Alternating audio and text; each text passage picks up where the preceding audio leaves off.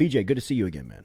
Good to be back. Little off season for you, small off season before you guys get back to working out. Are you able to tap out of it? Are you able to kind of get away from the game for a little bit with all the hard work and I know all the expectation that you have for yourself coming up this season? Are you able to kind of get away and enjoy time away with yourself and your loved ones? Yeah, most definitely. I recently just traveled to Cancun, got away for like 3-4 days.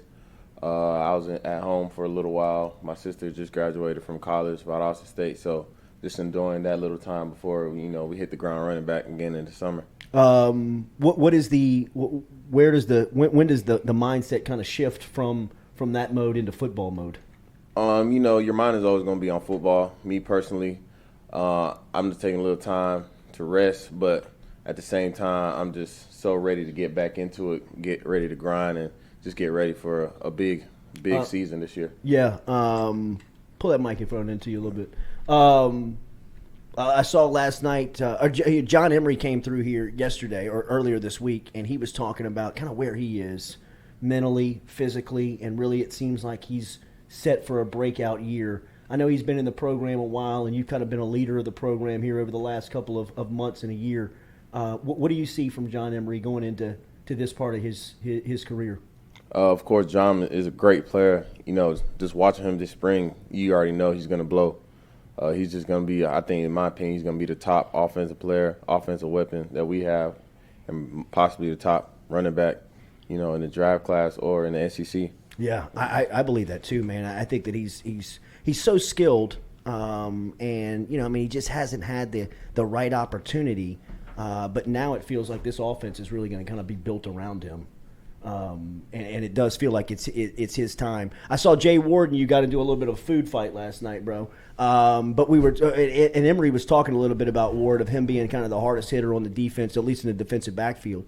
And it kind of got us into this chemistry flow of the team, how you guys are really kind of vibing together and liking one another. Can you take us more into that and what happened last night, bro? Yeah, me and Jay. We play all the time, so we be pulling pranks on each other, getting each other doing little trick stuff like that. But the chemistry of the team, that's how you can tell, we're real close, But when it's time to lock in, we can all lock in. So that's a good thing about wanting to know like when to switch it on and switch it off. Your brother had a really good NFL season with the New York Giants. Azeez Ojulari, who we have talked about a lot here with you. How does he help you in the sense of football growth and development? And what's that relationship like between you and your older brother? Somebody that is in a spot that you're aiming to get to. We have a great relationship. When we were young, we used to fight all the time, but growing up, I just learned to appreciate him. He's like set the example for me, everything that he's done, he's where I want to be. So he's a great mentor for me. I can ask him anything about, the next level or, how I can progress just in college to get to the next level. So he's a great resource for me to use and to capitalize off. SEC Media Days coming up here in about a month. You guys have any idea who's going to be representing LSU? And I'd imagine that you're probably in the discussion of somebody that might make that trip over to Atlanta. Has the conversation begun in-house? Nah, the conversation hasn't begun. I didn't even know SEC Media Day was in a month. Yeah. So I already know whoever they pick is going to represent us well and speak highly of everybody. So, yeah. Give you an idea how close we are. Right. I mean, with it a month away. Derek Stingley went third overall in the NFL draft. You played alongside him for the last 2 years. Obviously, he's in rookie mini camp right now. What do you expect from him in year one? And what has the last 2 years been like playing alongside the first cornerback selected in the NFL draft? I mean, being in the locker next to him, Sting, he doesn't really say much. Quiet dude, all about his work. So I already know this coming season he's going to be a great cornerback for the Houston Texans. The Texans. So he's going to have a great season in my opinion, locking up all the receivers, all the best receivers on each team. You got anybody that could step in and not fill his shoes? I don't think anybody can take on that expectation, but in that defensive backfield that you see stepping up this year? as a corner or as a corner. As a corner, I like Jarek, Makai. He's also a great corner. The two transfers. Yeah, the two transfers, and we also had great corners in Demarius McGee, a young corner. I see him in practice. He's getting better every day. Ray Darius Jones, he's competing. But I just think, Coach Steeples, he's doing a great job with all the corners, and everybody's getting reps. Everybody's looking good and progressing. Steeple's name keeps coming up from everybody we talk to. I see his name on recruits list as well of people that are making impact.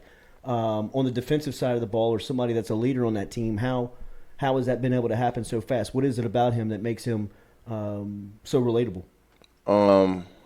I just think he just meshed good with the guys. The cornerback, they're a good, hard-working group of guys that that they want to be the best. They have something to prove. So I just think that they mesh well with him, and he brings a lot of energy to the defense.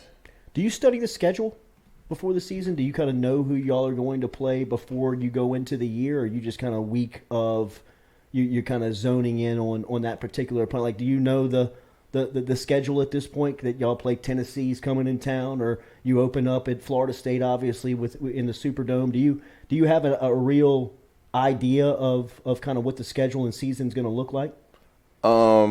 Really, just I know Florida State, Southern, those the beginning games. Yeah, when you get into the SEC plays, is really like the same, repetitive teams that you play. So that's really all I'll be focusing on. But now I just really want to focus on Florida State, before worried about the whole schedule. Did you see the news that it'll be a 6:30 primetime game on ABC the Sunday night of a holiday weekend in New Orleans? I can imagine that you all are expecting that to be pretty crazy around the game. What was your reaction when you saw that it's going to be a primetime kickoff? I was pretty excited. On Sunday, everybody's going to be watching us, so it's going to be a great stage to perform. BJ, what's the expectation for the defense from somebody on the line, like you, somebody that's a headliner for that defense? A lot of people, Aaron Murray was here earlier, and he was talking about the respect that y'all have around the league, that a lot of coaches are talking about the front seven